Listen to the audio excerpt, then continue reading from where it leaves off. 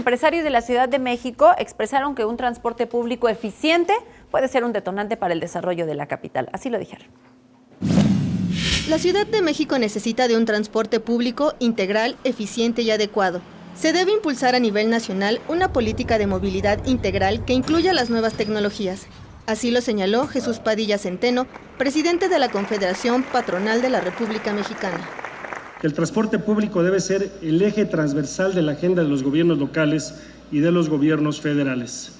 Hay que apostar a una movilidad sustentable en donde sin duda alguna el peatón sea el eje de la movilidad. Reiteró que el transporte público eficiente puede generar fuentes de empleo, reducir las desigualdades y ser un factor de integración social, y que la movilidad y el transporte son un derecho humano y social. Por lo que señala que se debe construir una agenda pública común que incluya 4 puntos importantes, entre los que se encuentran inversión pública para componente tecnológico, contar con incentivos fiscales, entre otros.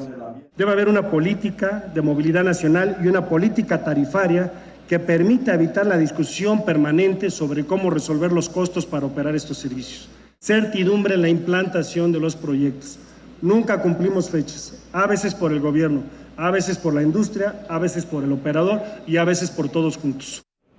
Durante su participación, la jefa de gobierno informó que el 70% de quienes se mueven en la zona metropolitana y en la Ciudad de México lo hace a través de transporte concesionado, por lo que parte de los trabajos que realizará en la ciudad en temas de movilidad se centrará en la modernización e instalación de GPS y cámaras en todo el transporte concesionado.